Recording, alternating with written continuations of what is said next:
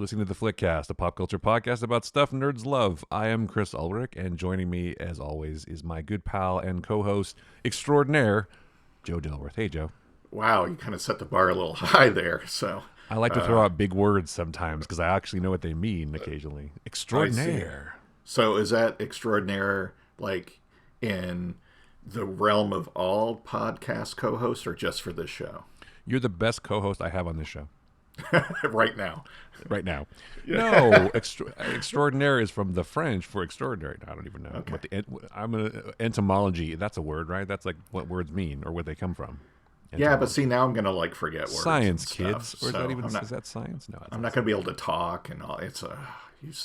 Now I'm all nervous. It's okay. I'm just going to cough a lot anyway. So. All right, that'll work. That's kind of what we do. It's our shtick. You're gonna lose your voice for a good couple of minutes, and I'm gonna cough a lot, and people will enjoy the show as they always do. Go, what is wrong with these people? And they're like, we're listening to the death of two people on the podcast right now. And we'll spend a good half hour talking about none of the things that we say we're going to talk about on the show. We'll talk about Amazon or Elon Musk or some shit. So Sure. But before I forget, I should say, please find the podcast, the Flickcast, on Spotify and on Apple Podcasts and on Stitcher and Google and wherever fine podcasts are distributed.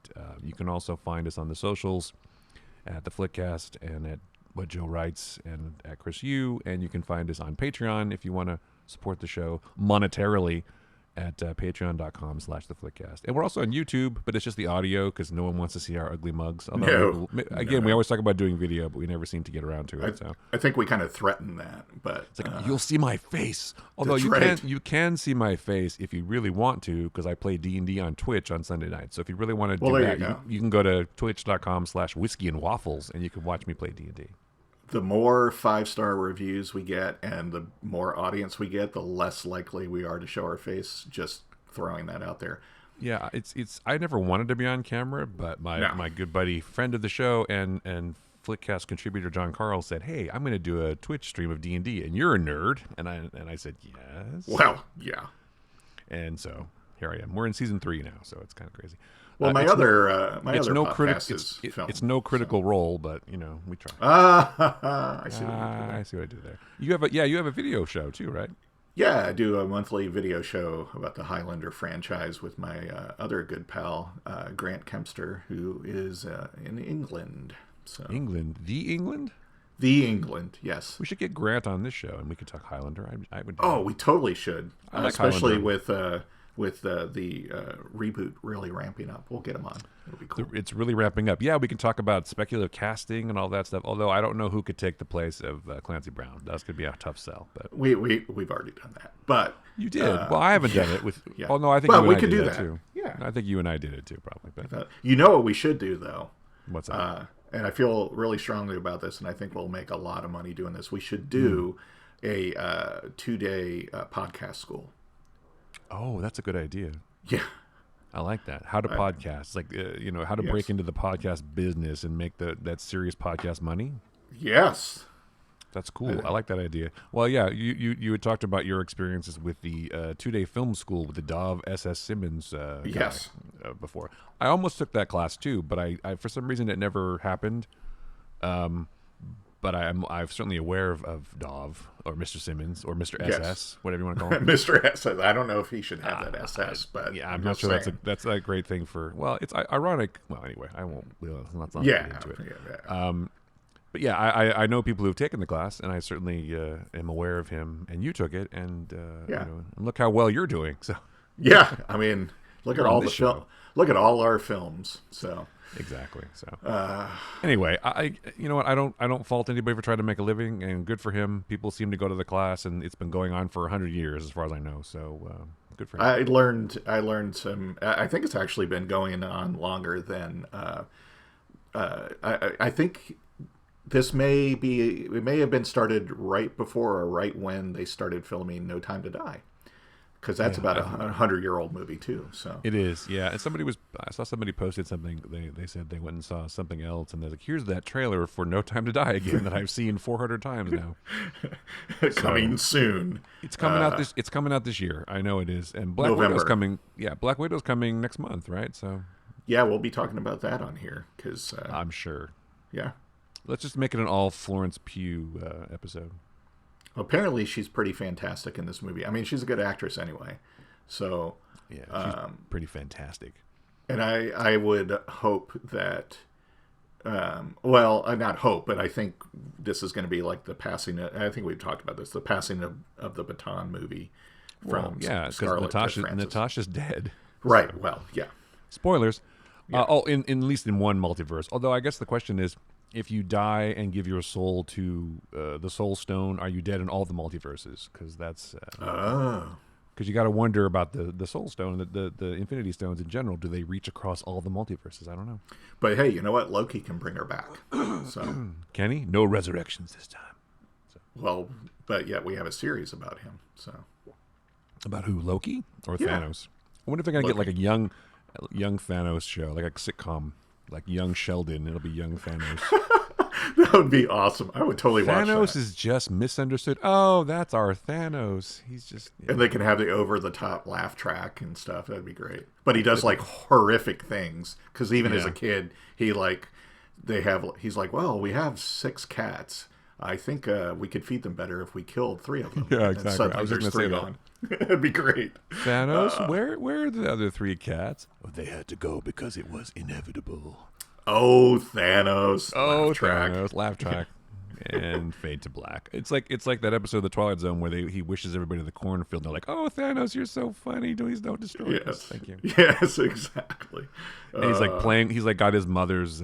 He's in his mother's closet. And he's got like one glove on, going, making his. Yes. Anyway. And of course, you have the wacky episode where he loses the Infinity Gauntlet and has to find it and stuff, and he's all over town trying to look for it. And, Yeah, exactly. That is wacky, and hijinks ensue. yes. Anyway, See, I'm sure we should be in Hollywood because look at us. For sure. Yeah, someone should do that as a parody. It'd be funny, but I don't know. I'm surprised that it could star Patton Oswalt. So It could star Patton Oswalt. It could be animated, maybe, because that'd be easier. sure, that's cheaper. Although I don't think Patton Oswalt. Oh, he could play Thanos' dad Yeah, he could. because he can't play young Thanos. Yes, no, he couldn't. Well, he could do motion capture, and they could. It's true. Does Josh Brolin have any kids? Maybe Josh Brolin's kid could play. Oh, young maybe. Thanos. I Yeah, mean, there not we that go. he has to mocap it has to be the same person, but anyway, we're off track as usual. Told you. This episode is going to be about another episode of Loki that came out, episode 3, and then also we're going to talk about a couple of cool trailers that came out. Yes. But do you want to jump into Loki first, or do you want to do the Yeah, trailers first? let's go. I feel like we've been leaving Loki till the last couple weeks, so we Yeah, should jump okay. right into that. So it's episode 3, and it's basically a will they or won't they episode. I'm just saying, What was your impression of? Well, I shouldn't say that word because you might try to do a Loki impression. But No, I will not. How did you like the episode? What were your thoughts about episode 3? He was burdened with glorious exposition. No, was. I actually quite liked it. It was like, it was funny. It was kind of like a buddy cop episode, but with himself, which was kind of interesting. But It was interesting. What was going to happen? What? Here's my question about the episode. There's a lot of talk about charming. It's interesting that they started the episode in sort of a dream sequence, right, where she's trying to influence the other time officer into Yes. giving her the location of the timekeepers, etc. Right. So, is the entire episode in someone's head? Do you think, like Loki's head, or because there's definitely some clues that things look strange, where, for example, in one scene he's got his jacket and then his jacket disappears, or Sophie wakes up in the train, right? And it's like these little things that are happening that seem strange. Like she's taking a nap. Why is she taking a nap? That's weird. So I wonder, because she tries to charm him, right? But then, or enchant him. But then we find that it doesn't help. It doesn't work, and he can't be enchanted. Or does it? Or does it, Because she is very reluctant to tell him how it works until towards the end. And then she kind of vaguely is telling him while they're walking side by side. And maybe it's just me reading too much, but she just kind of gives him this side look, kind of like, well, let me make sure this didn't break the spell or something. I don't know. So That's very possible. Well, the question is she enchanting him, or is he enchanted her to try to find out how her magic works? So, because True. he's the one asking all the questions, and he's trying to be funny, and they talk about love, and love is a sword, a blade, a knife, or whatever, right? Which is a pretty good And scene, actually. Um, Oddly enough, the exposition didn't bother me. I, I mean, the show is definitely a talky show, but yes. this episode, the exposition seemed. I like them together. I think is what I'm saying. I like Yes. their dynamic, and their conversations were interesting to me, and they were also very full of information about like everyone's a variant who works for the Time Authority apparently. Oh, I'm sorry, spoilers for Loki episode 3 if you haven't seen it. Well, but it's also So kind of cool that, I mean, it's basically him kind of doing therapy with himself yeah, because, I guess what can call it, was it Sylvie? Sylvia. Actually gets him to talk about his mother, right? Yeah, Just like a psychologist would do. yeah. So So, maybe it's all in his head, and he's just opening up to her. I mean, yeah, I think yeah, I think we're gonna find out that it's not him who's as clever as he thinks he is. no, I think it's been in her mind the whole time, which is interesting because I keep saying interesting, which makes sense because at the end of the episode, it doesn't seem like they're going to survive, right? But right. they just wake up. Maybe he Well, just wakes up. I think the other big clue is too. I've only seen it once, but as far as I remember, any other characters other than them do not have any scenes that either one or the other of them is in. Does that make sense? Yeah, they're in every scene Right, but of I the show. mean, yeah, that's what I'm saying. Though there's no like Owen Wilson's not in it at all, but anyone in the TVA doesn't have like a scene apart from them where they're like discussing what they're going to do or we got to go get them. It's just Right. they're It there. never cuts Yeah. back to Owen Wilson when Loki goes through the doorway. But although Right. that could be the next episode, it could be all about them, what they're doing, which is a way Yes. to to change the thing up from. Although No, I guess there was what's her name, the leader. There was a couple scenes with her, and neither of the Lokis were in the room where she was like, "I gotta go." I don't know. I don't think she had any. Oh, maybe not. I gotta watch it again now. So you got to watch it again now. yeah. No, the episode is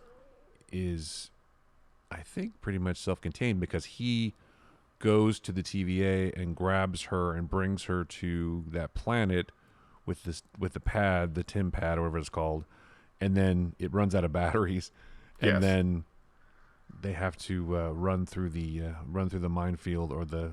What's also weird is that the sort of meteor shower stops and doesn't really happen Yeah. again until there's a lot of things that are weird about this episode. Well, and then he conveniently breaks the temp pad, which seems like that would Yeah. not. He wouldn't be that careless. So either it's a manipulation of him, or and he doesn't really think much of. He's just like, oh, it's no big deal. So Well, that's what makes me think that it's him yeah, doing it because he yeah, doesn't seem that. I don't know. It's hard to say. yeah, Loki has always boasted about his intellect, and he's like, "Really, I'm yes, too smart to be." He said that a couple times in the show, and in other times in the MCU, where he's too intelligent to this or whatever. But I think that in some ways he might not be as smart as he thinks he is, and yes. so the fact that she can manipulate him might help him learn a lesson more about humility because it's all about learning a lesson, right? The Well, whole yeah. thing.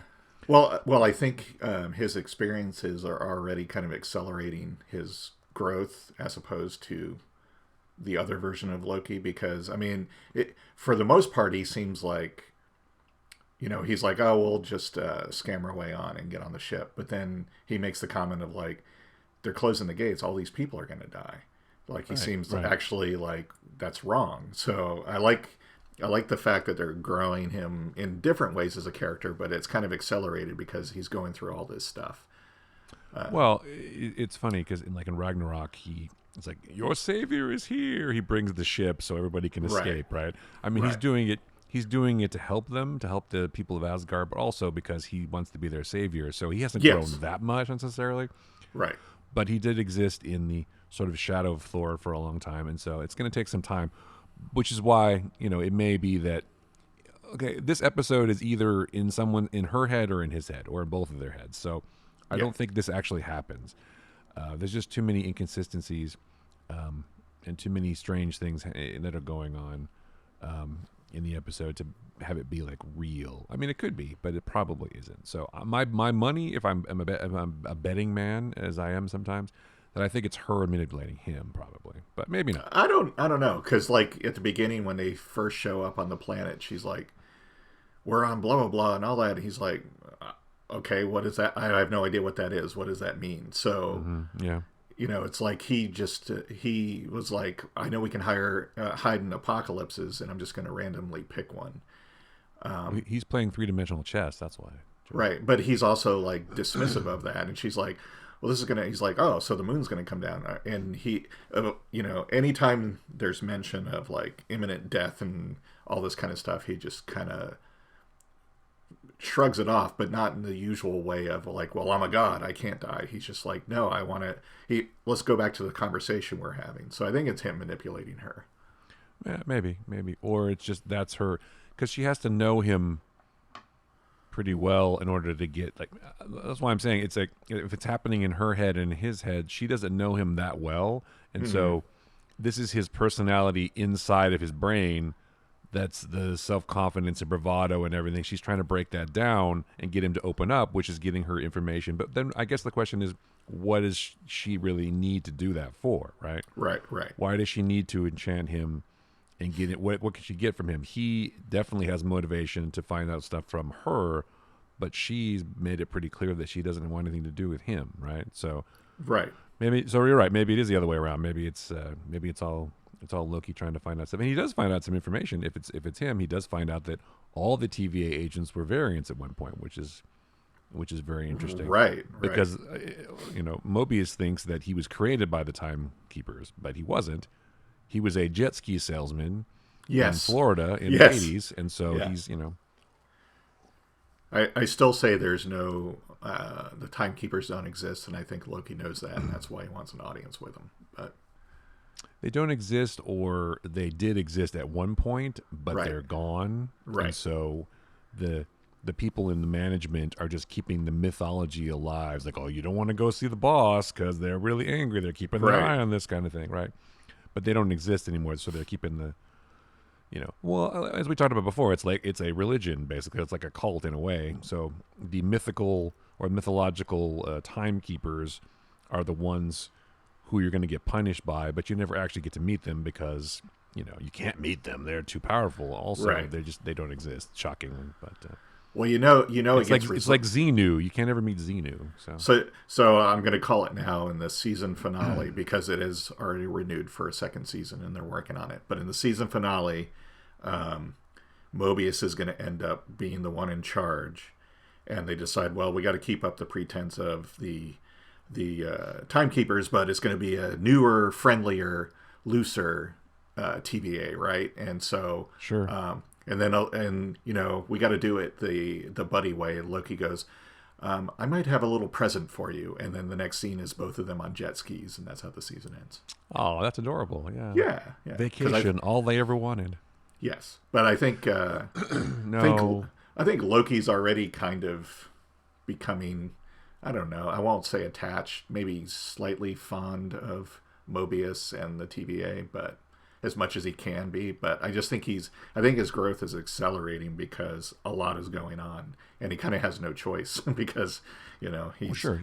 Loki's a survivor, so he's going to do whatever he has to do. He's going to be friends with whoever he has to be friends with. He's going to manipulate whoever he has to manipulate, right? And if he has to play the game with Mobius and everything, then he's going to play the game with Mobius. So he's going to just keep trying to do whatever he has to do to keep going because it's all about him. And so whether he gets a soul or a conscience or whatever. I mean, maybe he already had one, but he did kind of grow up in a tough world. But he had his mom to teach him magic and all that kind of stuff. And he does get his fireworks at the end of the episode, which I thought was kind of interesting. Well, the other part of this too is he's also, unlike the previous Loki, he also has the realization that he and Thor are the only Asgardians left. You Well, no, know, there's so other Asgardians. There's well, but he doesn't know that. From what he knows is because it says on the report he reads about Asgard that total population that's true. and Yeah, and but then he watches the video of him getting killed by Thanos, and so he just assumes that Thanos killed all the Asgardians on the ship. Then he I doesn't think know. so. That I think he He doesn't know about New Asgard. no, I don't think he does, and I think Hmm. he probably assumes that. In fact, he may think he's the only Asgardian because I mean, all we see him see is Thanos killing him, and then he's like, well, so if he can kill me, then he's probably has wiped everyone else out yet already, maybe including Thor. Well, no, I guess he sees Thor mourning over him. So I think that he thinks he and Thor are it. He doesn't know about everybody Well, else, then Sylvie's an Asgardian, right? So but a variant from another universe. So right, but still, so yeah, he might so have some and maybe that's why he's like, I really want to, find out about her because hey, there's not many of us left, kind of thing. So I think that's forcing him to grow a little bit quicker. It's like okay, I thought it was clever the way they had her say, "Oh no, Sylvie's an alias that I assumed because I don't want to be yes, called Loki." So it's kind of like a because we had talked about it maybe being Enchantress last episode, but I right. don't think that I think it's I just don't think that's the case. it's a conglomeration. It's like a new character in a way. She is Lady Loki, but not really. Right. But she's also kind of partially Enchantress too. So. Yeah. But it's kind of like a hybrid, but it's just good. That's it's they're making TV shows and MCU continuity, so a lot of the characters aren't exactly the same, obviously. I like this episode a lot. It was I think it's my favorite one so far. Yeah, I partially agree. because It was really good. partially because they had a lot of cool action at the end in the quote unquote one take, but it was not one take, obviously. But No, it was not, but it looked like it. It was really good. it did, but there was there was some whip pans, there was some Yeah. some smoke obscured things you can cut in all those spots, but yeah, so Loki used the Force in this episode too. It looked like. Yes, he does. Yes. Because in the last episode, he was able to summon that Roomba to his hand using the Force, right? And he was able to fight with that. And Yeah. then in this episode, he can stop an entire building from falling down. So that's pretty impressive. Yeah, he's learning in between. While she was asleep, he went and learned from Master Yoda. So He did, yeah. I just wonder where that power came from because I don't know if I've ever. I mean, has he ever really used that in another MCU? I think in one movie he got angry. He was in a cell and he broke some furniture telekinetically, but I don't remember him using it as a real power because that was a big deal, holding that building from falling on them. Yeah. That was pretty impressive. yeah, I think. Well, now I'm gonna have to go rewatch the movies he's in. So Yeah, I don't know that he ever used it. I mean, he's pretty much a fan of the knives, and he does use That's his crown. true. He does use his crown a few times to smack some people too, which is I think was cool that she also used her little headpiece too during this episode to fight. Yeah, and then he's of course singing the Asgardian song, and he's like, their whole thing is just their whole dynamic. It's really good. Yeah, it was really good, and she's great in this. Sophie DiMartino is awesome in this show. I think I like her. I don't want to say more than Hiddleston, but I think she's a great addition to the MCU. Did you hear about how she got the part? I did not. She basically sent in an audition tape, never met with anybody or anything, and basically got hired off the strength of the tape. Really? They're like, "Yep, you're it. Come to California or whatever we're shooting this, and just come and do the show." And she's like, "Huh?" Because that never happens, right? You got to screen test. So she got the job just like that. So that's pretty cool. Yeah, and I guess they just thought that she was perfect for it. And I feel like she's been doing a really good job, especially in this episode. They have good chemistry, I think. So. Oh, absolutely. And I heard that Hiddleston has a Loki school that he gives for people that are going to portray versions of Loki or possessed people and stuff like that. So that's kind of cool. Well, yeah, that's something that Owen Wilson was talking about too, because Owen Wilson was not an MCU expert, and I guess she wasn't either, really. You know, not everybody watches Marvel movies. Well, yeah. So he was telling them all about Loki and the history of the MCU and stuff, and they got a crash course on Loki. But I don't know. Do you think it'll turn out that they're all Loki variants? That'd be kind of funny. Everyone in the TVA is actually a Loki variant. That would be pretty funny. It would be. It would be. It's like, we're all you, man. We're all you. Yeah, so. and that maybe, and that's maybe he becomes the de facto leader, and maybe I do predict there's going to be a point where and I think it'll be this season where Loki could, where the Mobius will be put in mortal peril and is about to die or something, and Loki could easily like get away and let him die or something, but he's going to save Mobius or something, and then of course play it off with, well, you still owe me a visit to the Timekeepers or something like that. So, Sure. but I don't know yeah. that the season will end with them on jet skis, but you never No, know. no. But I think he's going to save Mobius at some point, or be there for him. Like, oh, I can't leave my partner. I think there's going to be something like that in there. I just feel like that they're going to get back to those gold elevators at some point, and they're going to go up the elevators, and the doors are going to open, and the room's just going to be empty. It's just going to be, and that's the end of the show. It's just going to be a void. No, it's just going to be an empty room. There's nobody going to be in there, and it's just like, what? There are no timekeepers. Or Kang is going to be like, "What's up, bitches?" He's going to throw them. Sorry. Or see, now you're making me sad that Stan Lee is no longer around, because they go to the top, they open the door. Stan Lee up there. Yeah. It's like Stan Lee at a desk in like a security guard uniform or something. Enough said. Yes.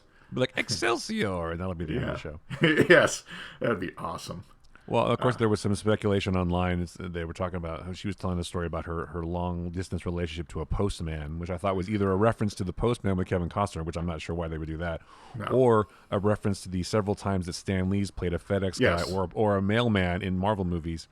Yes. So, I don't know. It would have been cool, but, R.I.P. Stan. But it's sad. He never got to see the whole thing. Yeah, so... Anyway, not to be a bummer, but not to bring us down. Yeah, I'm sad now. Yeah. What I really like about these shows, so I think like the Marvel movies are the big, spectacle and earth-shattering stories and major stories, and I look at these TV series as like, the mini-series you get in comic books that focus on one character, and it's like they're character pieces. It's like, oh, here we can find out more about this character if you go watch this mini-series kind of thing. So for those that are like, oh, not much happens in these, I'm like, I counter that with, I think a lot happens in them. It's just also they do a lot. They go a long way to sort of fix, or like, I don't want to say fix continuity, but they sometimes fix problems. Yeah. Or, things that are questionable in some MCU films, like, oh no, we'll just kind of, here's the answer to that. This is why this happened.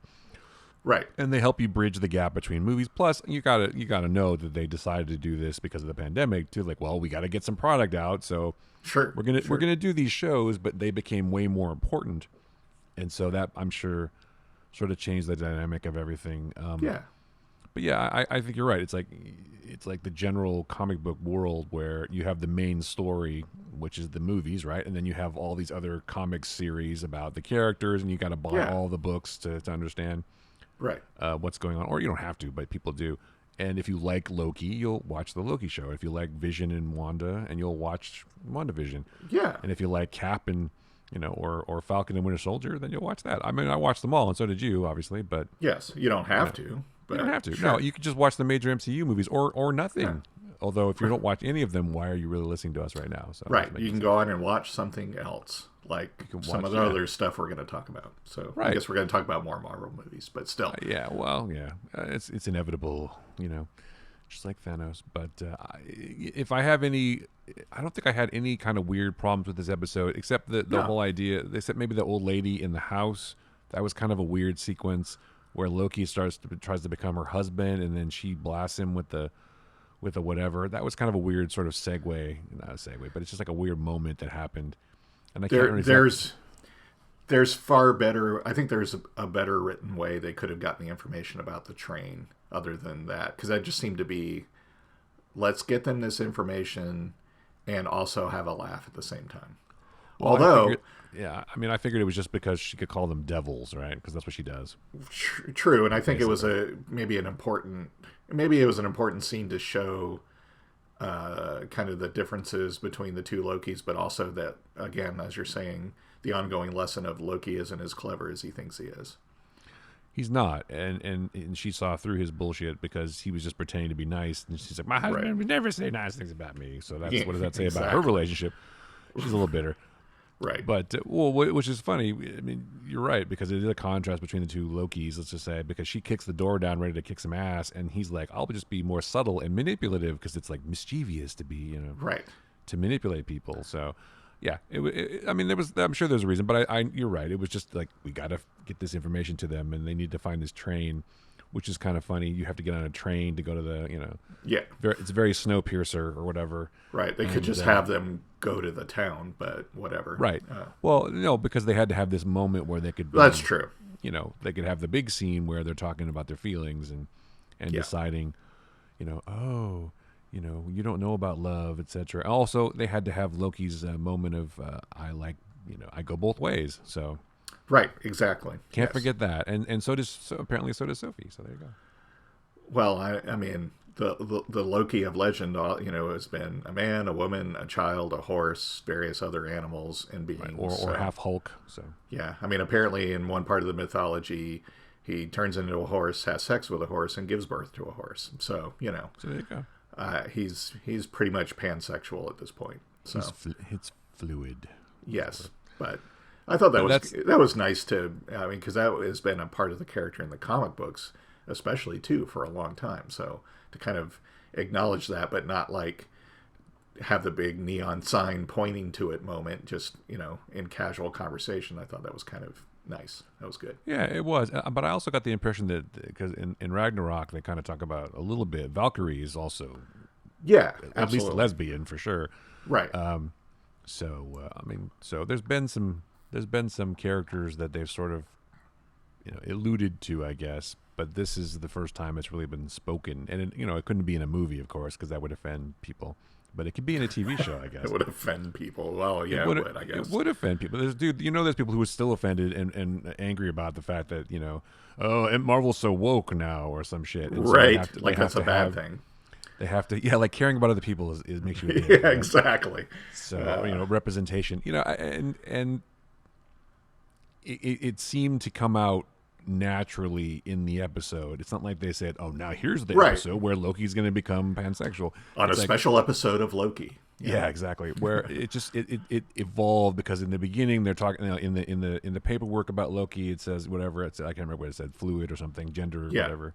Yeah. And so it's been leading up to that, and it kind of comes up casually in conversation. It's not like, oh, by the way, I like men and women. I go both ways. Yes. It's like making a big deal about it. It just they sort of talk about it, which is something that people might talk about. Right. Exactly. So, but you make an interesting point though. Again, that it did seem like a big therapy session because she does get him to talk about his feelings, which I found interesting. So anyway, it's like you get to talk to yourself basically about yourself. Which not everybody gets to do. So it could be her manipulating him because, again, as he points out, she reveals very little about herself. I mean, obviously there's things they know about each other being essentially the same being, but their lives obviously differed greatly. But yeah, so there's not much that she reveals about herself that doesn't get revealed by him first, I guess I'll say. Like the whole thing about knowing that they were adopted, he's like, they told you, and she kind of non-committally says yes, but not really. She doesn't actually say anything. She just kind of makes a gesture. So maybe it is her manipulating him. I still think it's him trying to figure her out. But we can agree that the whole thing is a big mind job, right? Basically. Yeah, until next episode they reveal it's not. But that's okay. It's not, yeah. They all die. That's the end. That was the end of the show. I won't be disappointed if it turns out that all that really happened. I'm not going to say, oh, they led us to believe this and they didn't deliver on that. So just either it is and they and they telegraphed it because like at the beginning of the episode, like we're talking about, it's her doing that to somebody else, right? Or that was a big misdirect. But it was interesting to see how she was doing that to the agent, and I was like, this is weird. And then it cuts to like nighttime, which if you remember in the episode also happens later, right? Because they're in the day at the bar, and then it gets nighttime. It's like, how do we get that's here? True. And then in the train, also time jumps. Yes. Like that. So because why show that in detail if you're not going to? It's kind of like the ticking bomb thing with Hitchcock. You don't show your card unless you're going to play it later, right? Right. So, or it's a huge misdirect, and it's just like this is happening, and now this is really happening. But I think the fact that, well, first of all, Hiddleston can't die. I mean, I guess he can, but if the show's going to go to second season, then he's going to be around. We're So bringing in another Loki. That's fine. I guess another Loki. Yeah, he could just be Loki, another Loki from another multiverse. But so I think that they'll survive. But I think in the next episode they're going to cut back to Mobius and the TVA guys, and they're going to try to figure out what happened. I think it's going to be a Mobius centric episode in the next Yes. episode. But we'll see. We'll see on Wednesday, a couple of days after this episode comes out. So our podcast episode comes out, we'll know. But We will. You'll know right after, pretty soon after you listen to this, and then we'll talk about it afterwards. See? Exactly. So, but I'm enjoying it. The episode definitely, It's a really good show. My favorite. Yeah, I'm enjoying it a lot. It's got good reviews, and I'm happy to see that it's coming back, which I think is the first time they've said that about any of the Marvel shows so far, right? Because I don't think that Falcon Winter Soldier's got a commitment, and definitely WandaVision doesn't have a commitment yet. So. No, I mean I think they've pointed out WandaVision's a done and one.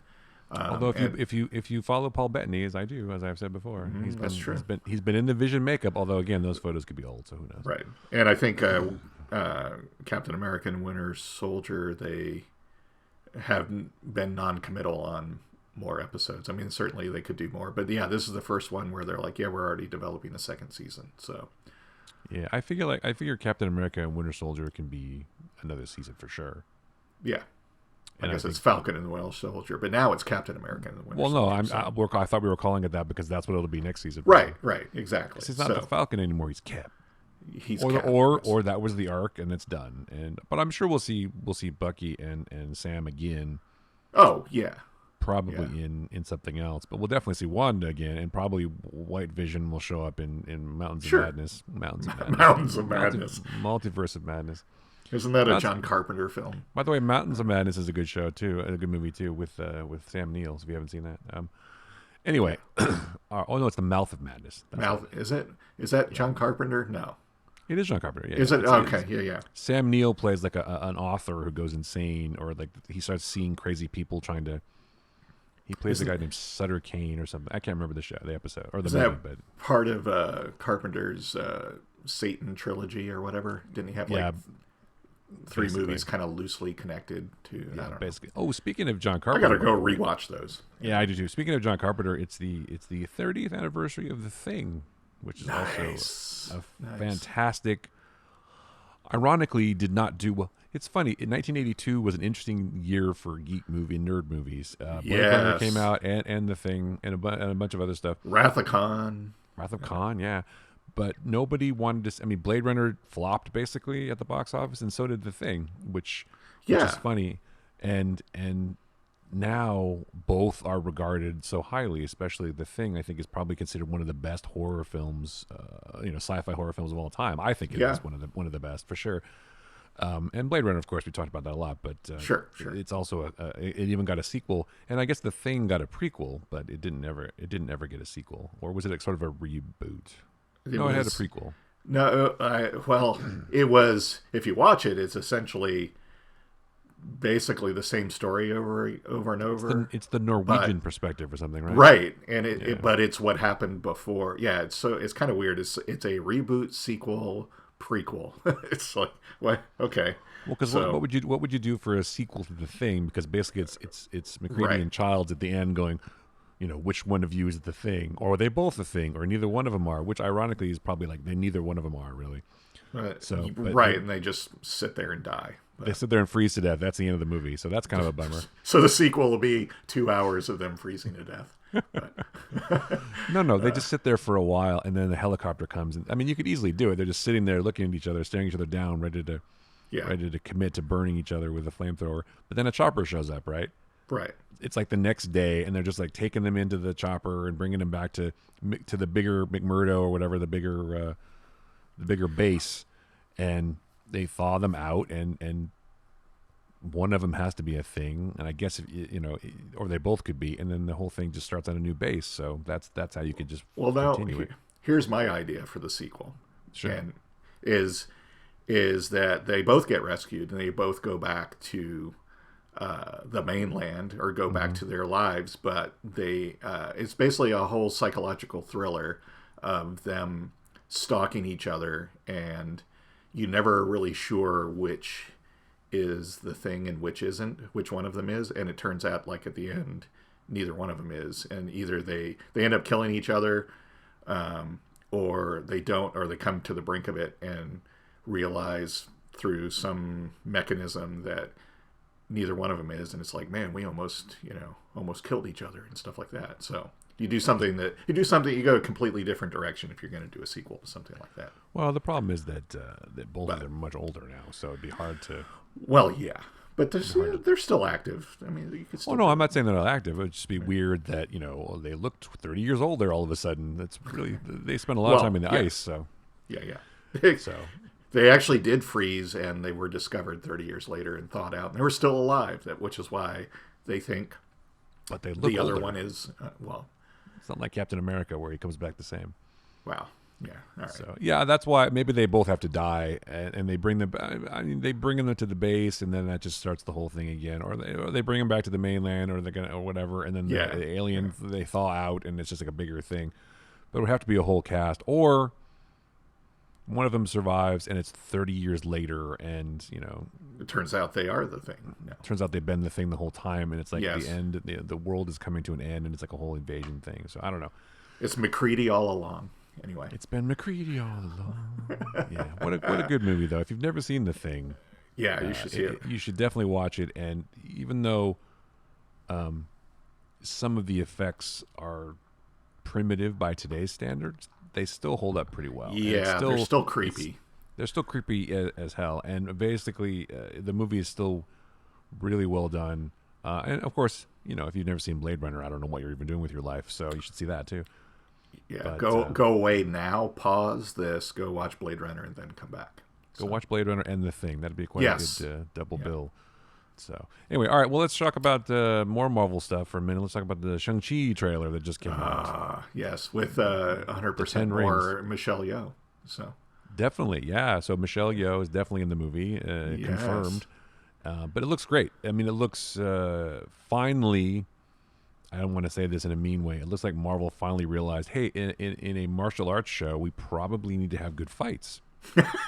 Yes, exactly. And accurate fights and accurate fights. Yeah, yes. We should have good martial arts for our people who do martial arts, and are supposedly masters at the martial arts.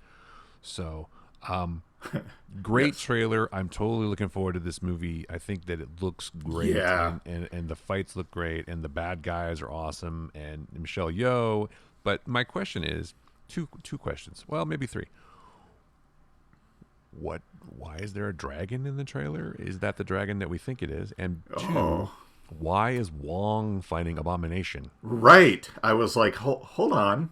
I had to watch that again, go back, and like, or is that second. Wong? But it definitely looks like Abomination, and it definitely looks like Wong. So I don't know. It's Wong, and it's Abomination. So what is happening? Is this like just a one-off in the movie, like a quick scene, or is Tim Roth in it? And Tim Roth was supposed to come back and help set up She-Hulk. I heard that was one of the rumors. Oh well, so maybe they shot something for him for this too. So maybe he's in the movie. So if I can understand kind of some idea of the premise, it's kind of like a little bit of Enter the Dragon, right? It's like everybody shows up to this martial arts tournament, for the Mandarin to battle. To save their particular world, like the sorcerers send a guy and They different guys show up to do different things, to battle for the 10 rings, because the 10 rings are super powerful devices that can't fall into the wrong hands, or they've been in the wrong hands or something. I have to be honest. I don't think I've read all the comics. In fact, I know I haven't. I read some of them, but it's been a while. Yeah, it's been a long time for me as well. But that's the nice thing about the Marvel movies, is you don't necessarily have to have read anything, because they have to stand on their own. It can't just be for people who read the comics. Otherwise, you would be limiting your audience a lot.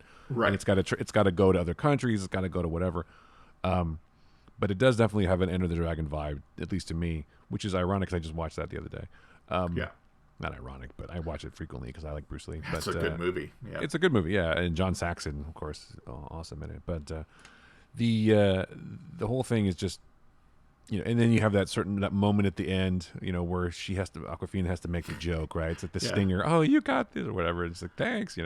I like So Aquafina. I know a lot of yeah, me people too. don't, but I think she's pretty fantastic. But I do too. She's great. Yeah, yeah, this looks really good, and the fights look good, and the effects obviously look good. But yeah, I want to know what's going on. I'm gonna And totally get his last name wrong, but Tony Lung Loon, yeah. is he's Mandarin, right? He's That's what Mandarin, we're yeah. saying. Okay, just wanted to Yeah, make sure. it's not Ben So Kingsley. It's not Ben Kingsley. no, I'm disappointed, but that's okay. Yeah, but you can't have cultural appropriation like that, No, right? I would like to see them somewhat acknowledge that. Maybe they won't. They don't need to, but it would just be like if he makes some comment about, yeah, I'm not that pretender or whatever. Or Well, I bet they will. I bet they'll say something about it, which is interesting if you think about it, because the 10 rings first made their appearance in the first Iron Man, right? In that right, in that yep, banner behind Tony Stark, yep. when he's The first cult of the Ten Rings, yes. when he's first kidnapped, yeah, by those guys in the beginning of Iron Man. So they've been a presence in the thing, and of course the Mandarin was in Iron Man 2 or 3. I can't remember which one, but I think it was 2. Yeah. And of course it was Roger Slattery instead. If that was his name, it was Slattery. I remember that. But Ben Yeah. Kingsley's character, yeah, was not the real Mandarin. So they never really revealed who the real Mandarin was. So obviously Right. this guy is the real Mandarin. Well, they had that Marvel short where Slattery is in prison, and there's something about Trevor Slattery, and something about they're breaking him out because the Mandarin wants to see him or something like that, and he gets all I don't know.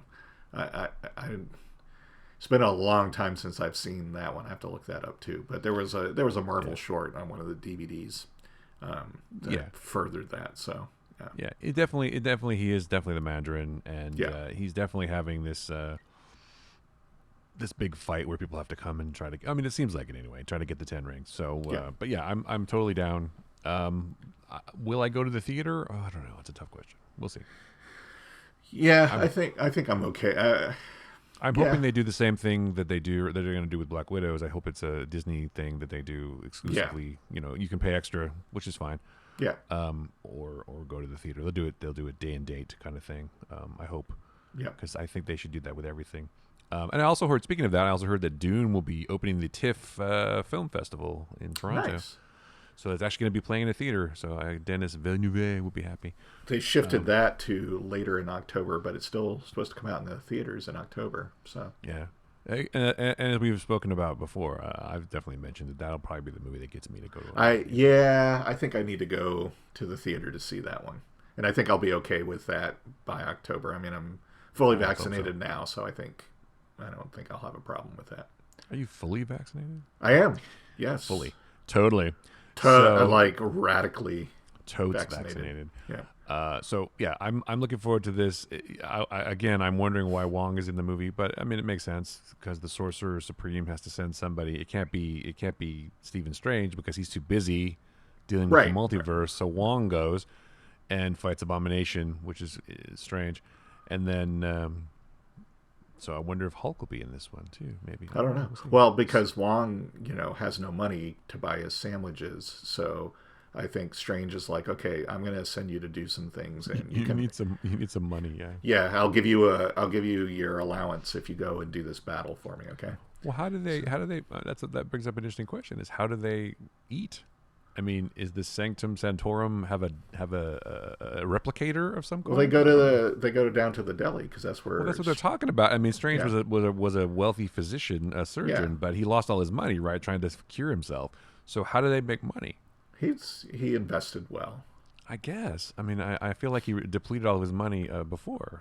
You think that wouldn't they? I mean, if you're in charge of a stipend or something, that's what I'm thinking. If you're in charge of this thing and to protect all this stuff, you would think there would be like at least some kind of stipend, right? Well, clearly you get room and board, but although you never see his bedroom, but I assume that he and Wong don't like bunk together necessarily. But they might. They probably have their own rooms. Not that there's anything wrong with that, right? But Strange seems like he likes women because he was dating what's her face. So. Well, that's true, and I guess she's in the sequel. And yeah, but he has money of some sort because. Because he was going to go buy their sandwiches and talking about Wong Or maybe he's just leeching gonna off him and stuff. Wong had some rupees for some reason, which I thought was Maybe funny. he used the time stone to go back and reclaim his fortune. Maybe he did. Although that would probably be an abuse of power. So, But now he doesn't have the time stone anymore because that well, got destroyed. it just no, because it got sent back to its original. Yeah, Didn't it get but sent back to its timeline, right? in the current timeline, Thanos destroyed all the stones. But no, they Yeah, have to bring them back. So they go back to the time they were in. That's the problem with time travel show or stories. they Because borrowed then, them from the past and they return them to the past. But in the present day of the Marvel universe, before so you're saying the time stone doesn't exist now in the present no, day of none of Marvel them do. universe. Thanos destroyed them. That's interesting. So he doesn't So have to protect the time stone anymore. So no, what? So he's just protecting the sanctum and the earth and yes, your and he's reality, douchebag. sorcerer supreme. Yeah, he's gonna get the sorcerer supreme. Interesting. You Interesting. think Okay. that you would think that job title would come with a pretty decent salary. I'm just saying, sorcerer supreme. I mean, like if I was manager supreme at my job, I That would just sounds like that just sounds like a pizza you order from someplace. Like a But if I sorcerer would, supreme yeah, 16-inch, if please. I was IT guy supreme at my job, I would expect You would think a so. fairly decent paycheck to go along with that. Probably some good benefits too. Well, that's the question I always had about superheroes. Like all the Avengers, how do they make money? Because they live in Avengers Tower or they live in the Avengers compound. Does Tony just like give them money? Because how do they buy stuff? That's the way it was in the comics. That Avengers Mansion was an old Stark mansion, and Stark Tony paid them. They got. I remember in the comic book in the '80s, it was they got $1,000 a month salary Wow, $1,000 a month. Damn, back in the '80s. that's still like that's not a lot. That's That's not a like lot. that's No. $12,000 a year. I Or mean, maybe it was 1,000 a week or something like that. maybe 1,000 a But week. they Yeah. finally, I think that enough people are like, so how does this work? And they were like, oh, let's address it. I mean, they don't have to because it's fiction and it doesn't No, but matter. I does. It always made me wonder. It's like how do they live? You know, I because mean, like how do the friends characters live in those huge apartments and well, not that's really true. have jobs that we can tell? Well, So Monica was a chef. Chefs can make money, right? no, they don't. No, No, all right. not really. Not to afford that in New York. No. Well, and Chandler had those TPS reports that TPS well, report. Yes. so But that was same thing in embarrassing. sitcoms. It's like, what do these people actually do? And when, if they have jobs that they talk about, when do they actually do those? Because they Well, seem that's not to the be spending a lot of time hanging out in their apartment or the coffee shop. So or both. Yeah, yeah, that's true. That's true. So, well, I but mean, it doesn't Chandler had a matter. So Chandler had a roommate, and didn't Monica? Yeah, Monica had what's her well, face? yeah, they both have roommates, but Yeah, again, but it doesn't really matter because it's not. you don't know what part of New York those apartments were in. Maybe they're in like Harlem or someplace that like where. Maybe, Although maybe. Harlem's not cheap anymore either, so it just depends on where they are. I mean, it's a pre-war building, right? So it's like rent controlled or something. I don't know. You never Like know. You don't really again, it's like the explore whole thing that Grant Morrison said about people going, "Oh, well, who pumps the tires on the Batmobile?" It's like nobody does. It's just a made up story. It doesn't matter. Nobody No, cares. I think clearly Alfred does that.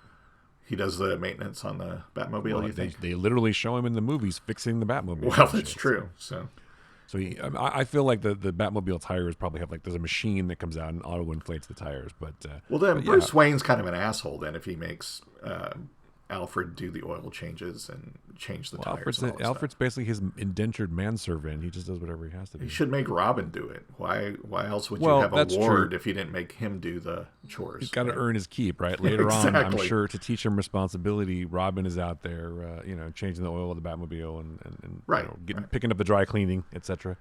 Now you know why a disproportionate number of superheroes are formerly million and billionaires, so they don't have to explain all that shit. Just Well, like, right, that's they right. just have money. It's fine. Tony Stark's a billionaire, so Yeah, the Avengers yeah. can afford to do whatever. And his Yeah. money's like his money is like ultimate. He has Yeah. unlimited amount of money because he can build these fantastic gadgets. He But he right, has, you don't have to explain it.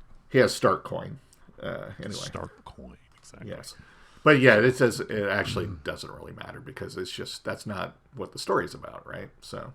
Just like the whole argument about, well, Indiana does matter, Jones, damn it. Raiders of the Lost Ark would be the same movie or end the same if Indiana Jones wasn't in it. It's like, except the Ark and the Nazis is not what the movie's about. So it wouldn't be the same movie and it wouldn't end the same. So, Anyway, it's about Indy's relationship with Marion. well, and that's the important part nobody talks about is without Indiana Jones, the Nazis wouldn't know anything about Marion or be able to find her. So Well, that's right. They the wouldn't movie know anything. wouldn't end the same. So, Well, the movie wouldn't exist because there's but no it's reason not to make it. the movie's about him and his growth and their relationship, and it's not about the arc is a MacGuffin. It could be.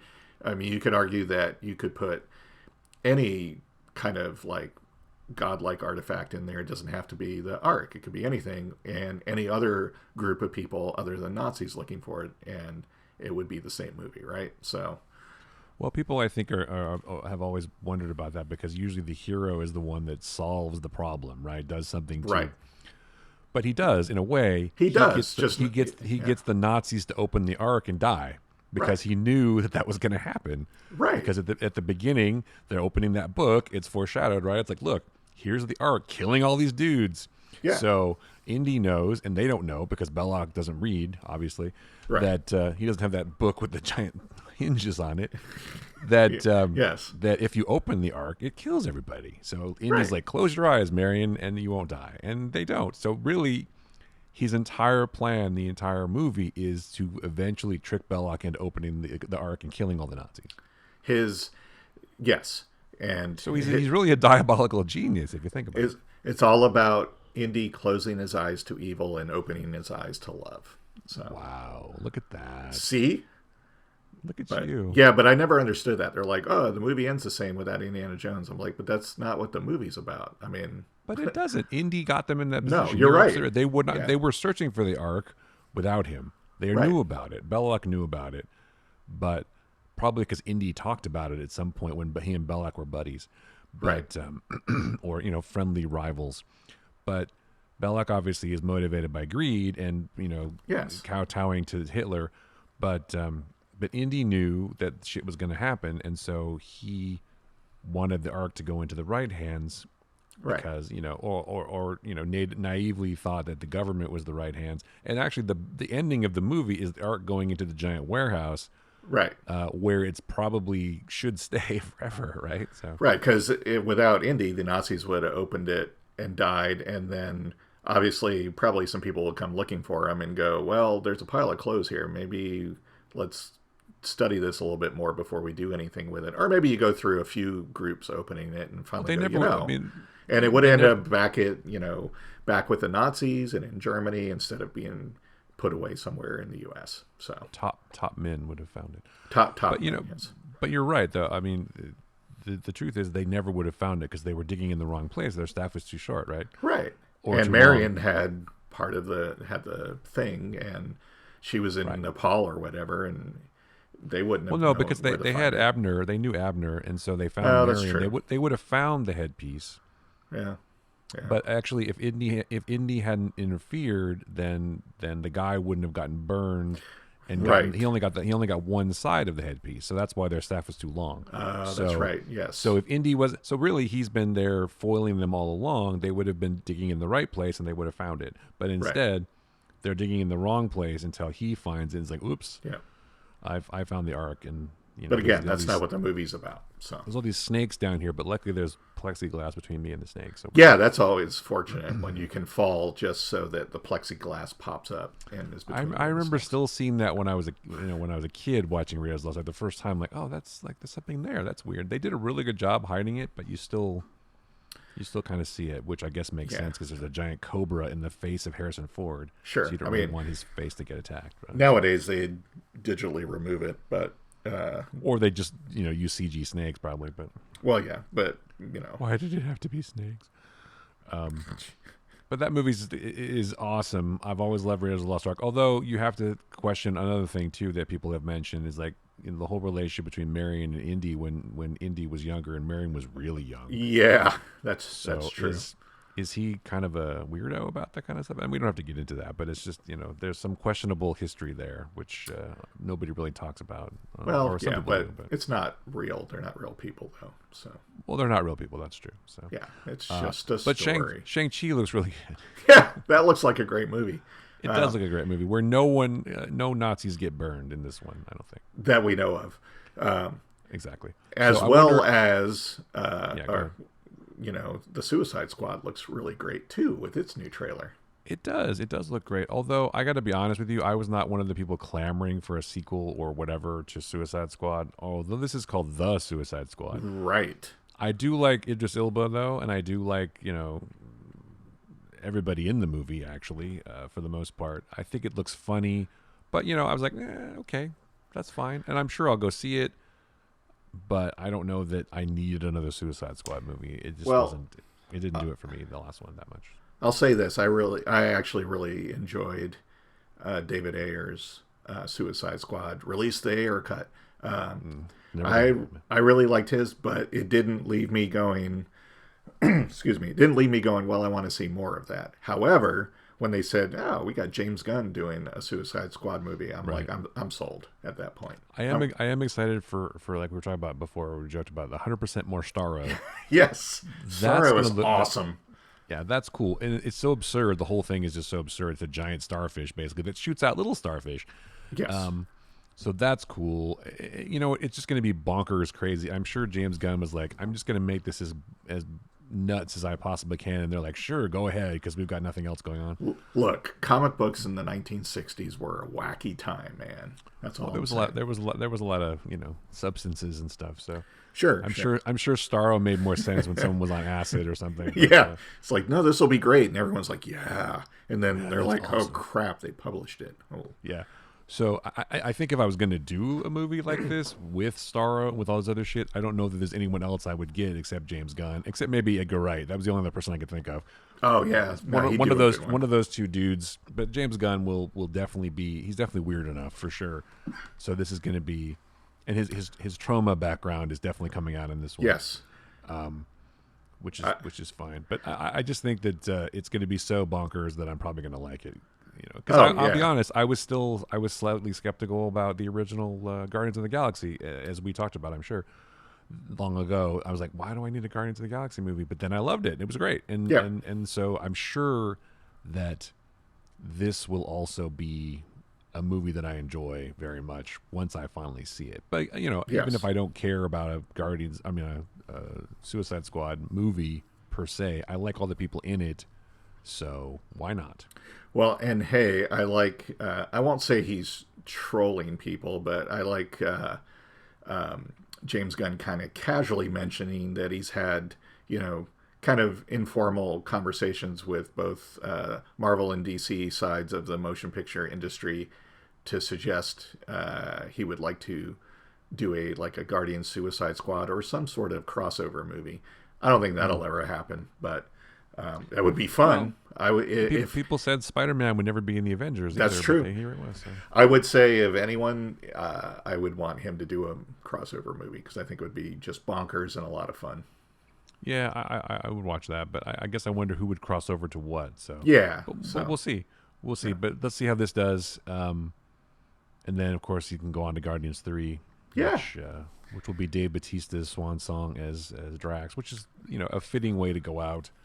Yes. I think Bautista should do like a romantic comedy or something like that. I think he could totally pull it off, actually. He could do comedy. He's funny. He could do like a love story where he falls in love and they have like a whole, and it's just a funny thing. He doesn't have to do action all the time. So. Well, I just thought it was kind of interesting that he was like, being shirtless with all that makeup on all over my body and stuff is just too much. I'm like, so put Drax in a shirt. Problem solved, right? I mean, in a onesie or something. Well, everyone else has got clothes on, so could Drax, and then you only have to do makeup on his face, right? So I'm like, why is that?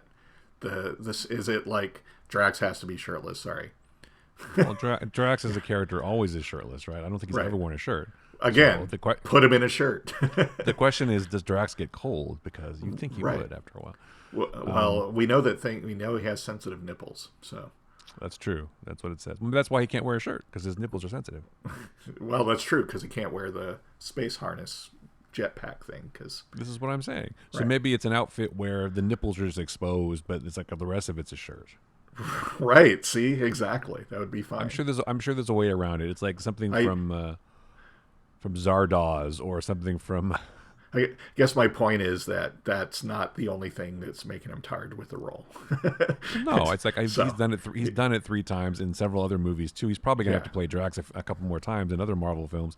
He probably wants to move on and do other right, stuff. He's right, getting. I think partially it was like I'm getting old too, and I don't want to yeah, do this fucking. I don't want to maintain this level of fitness so much if I don't have yeah, to, because it's exactly. not. It's hard to be super fit in your 50s. Yes, and he's a great actor too. So I'd like to see him do many I other think things as well. I think So like I'm saying, I think he should do a romantic comedy, or he should do like a sitcom where he's like a dad who has like 2 crazy kids, and he's like, whatever. He works. He just does. He's a normal dude who just happens to be huge. yeah, you know. I exactly. mean, look at Schwarzenegger. Everyone had, everyone's like, oh, Schwarzenegger can't do anything. He's got a weird accent or whatever. Kindergarten Cop. He does a lot of comedies. And he's a good Twins. actor too. So Yeah, he does fine. So I think that Batista can go off and do other things. I know we've talked about him before, and yeah, yeah. and that we're fans. So good for him and good luck. I think that you can do a lot of stuff, and I'm really happy about Idris Elba getting a lot of work. Oh, by the way, speaking of trailers, have you seen the trailer that he's in? It's the Netflix. It's a Netflix Western with. Oh boy, now I'm No, having but trouble. I want to see that show. I guess it's a movie or a show, It's but yeah, it's a Netflix film. Yeah, it's yeah, I want to see that. I haven't it seen looks the really trailer for it though. Yeah, it looks really really cool.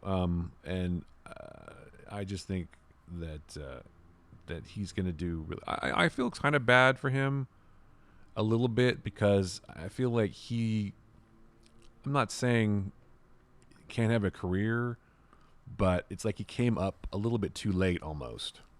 You know what I late mean? too late in his Too late in life, or life, oh, maybe. I see. Yeah, it's like he started to blow up. Anyway, it's called The Harder They Fall. Yeah, It's a western with Regina King and Lakeith Stanfield and a bunch of other great. It's a great cast and it looks awesome. I'm totally down. I'm going to totally watch that. But yeah, yeah, I mean, I think he can keep doing stuff. I'm not saying his career's over or anything like that, but there's a certain time frame for actors, but it's more for actresses really. But for actors too, yeah, yeah. like Batista, we're just talking about. He's like he doesn't want to do action necessarily and have to not wear a shirt and whatever, which I totally get. So Idris can keep doing stuff, but how long can he keep doing action things? And maybe he likes. I mean, who knows? I feel like he's just. It's not too late, but I'm worried that he's not going to blow up as much as he could have, maybe because he's a little bit too old. Now, I but think he'll maybe be not. okay. I think he'll be Well, fine. I'm sure he'll keep working. I'm sure he'll keep working. Yeah, It's I'm not just, worried about him. I think he'll be okay. you think so? Yeah, You think he'll be okay? You think he and Batista could do a movie together? I'll tell you this right now for Idris Elba and Dave Batista as well. If I'll say this because I'm sure they'll listen to this podcast. If either one of you hit up on hard times, you got a couch at my place. You can crash on my couch. Right, absolutely. Me too. I got a guest room. You guys are Yeah, welcome yeah, anytime. yeah. So, Well, I'll take care I of mean, you not guys. not at the same time because it's only one bed. Although, whatever, Hey, that's fine. I'm not judging. So Yeah, no judgments here. This is a judgment-free podcast. But what else did you want to? What else are we going to talk about? I don't know. I can't remember. I think that was it, pretty much, right? yeah, I think so. I think that's a pretty good That's show. that's a long episode of probably a lot of bullshit, but that's fine. That's okay. That's what we do. So That's what we do. All right, so find the Flickcast on Spotify and on Apple Podcasts and on Stitcher and on Google Podcasts and all the other places you can find podcasts. You can find it at our website at theflickcast.com. You can find Joe and I online on the Twitters and socials, etc. at What Joe Writes, and I'm at Chris U. yes, And you can find us on Patreon, patreon.com/theflickcast. If you want to throw the show a couple bucks, that's cool. As we mentioned at the beginning, if you want to go on to Apple Podcasts, for example, and rate the show, we can always use extra ratings. We're still not at 5 out of 5, but that's okay because we're rarely somebody's perfect. being a jerk, but No, it's just. I think it's okay. We got to rise up. We got to up the game and make it a 5 out of 5 show, and we're trying to do that. So, and if you also if you like things or don't like things or have ideas for episodes or any of that stuff, feel free to hit us up. We are gonna eventually get our Discord server going. yes, So we can yes. interact with people like that and stuff. But in the meantime, you can hit us on the socials or whatever. And do all of those things. Yeah, I think that's it. The Flickcast is listener supported, just like NPR, and Just like NPR, it isn't. yeah. Your your emotional support is welcome as much as your monetary support. So We are your emotional support animal. yes, exactly. Your emotional support dog. What was it? Someone made a. Oh, anyway, it doesn't matter. There was a joke like, my emotional support dog needs an emotional support dog. Emotional support podcast. That's us. We're Yeah, here for you. My dog needs emotional support. She's very. I don't know what her problem is today. She's very bad. I don't know. Yeah. Oh, well, you should go take care of that then. She's losing her help her teeth. 'Cause she's a puppy, yes. and they're starting to come out. It's like I reached in her mouth and like, what is this? Oh, it's a tooth, and I pulled it out yesterday. Yeah, we went through that too. It's like he was like chewing on stuff, and he'd make this little yelping noise and kind of rub at his face, and we'd reach in there, and a tooth comes out. We have a whole bag where we have a whole bag full of teeth. I got several. I'm gonna. You know, I wonder if do the dogs get the tooth fairy? I don't know, because the tooth fairy is big in our house right now, but I don't know if the because the kid and the dog are both losing their teeth at the same time. It's kind of they have some weird teeth too, especially the back ones. They look like the kids. Yeah, they're strange. Kids are weird. Yeah, dogs. Oh, you mean the dogs? Yeah, Dags. Ones, yeah. There's like really sharp, curvy ones, like like swords. It's really bizarre. Yeah. This has become a dog podcast, but I like dogs, so there you go. A puppy podcast. This week we talk about teeth. This week we'll talk about teeth and poop. Lots of poop. Next week we'll talk about them getting tutored. Anyway. Tutor. Oh, exactly. but not neutered. Oh, wait, that's something. Wait, what? Yeah. I don't know. Anyway, all right. So that was the Flickcast. I am Chris Ulrich for Joe Dilworth. Thanks so much for listening.